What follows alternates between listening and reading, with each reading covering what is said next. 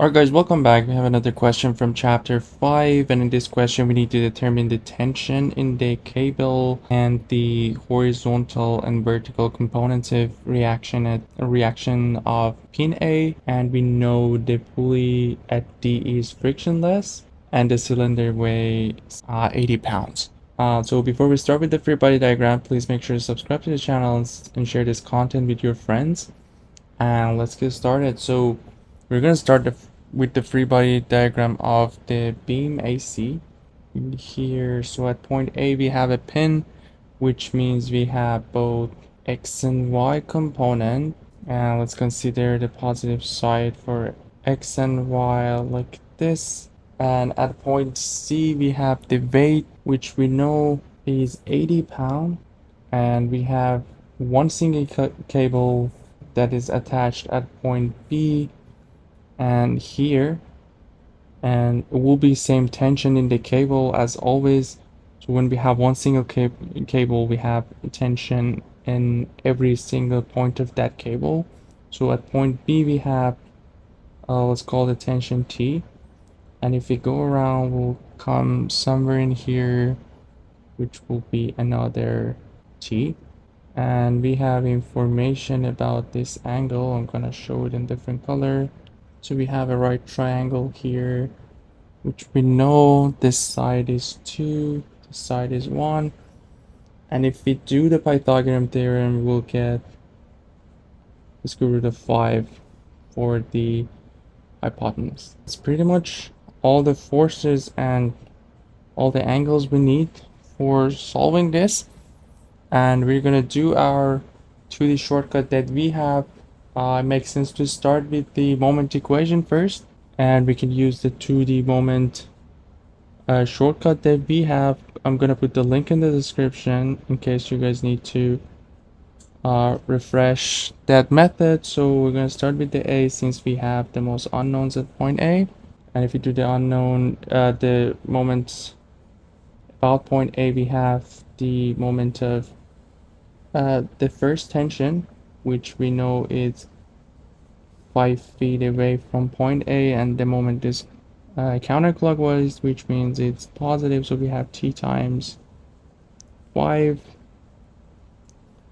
We have the moment of other tension, which has both X and Y, but we'll see that the X component of the T won't make any moment because it's going to pass through the A, but the Y component will have moment, and the Y will be T times. So we'll have the sine of this angle right here, which will be 2, or the opposite over the hypotenuse. So that's the force. And if we want to find the distance, we know from here to here is also 5 feet, so it will be times 10, 5 plus 5. And the last one is the moment of the weight, which we know is 80, and the distance will be 5 plus 5 plus 3, which is 13, equals 0. From here we can find T, which is one of the unknowns that the question is asking, and if we do that we'll get 74.6 pounds. Now that we have one of the unknowns, there are 2 more to go, AX and AY. We can go straight with our FX and FY.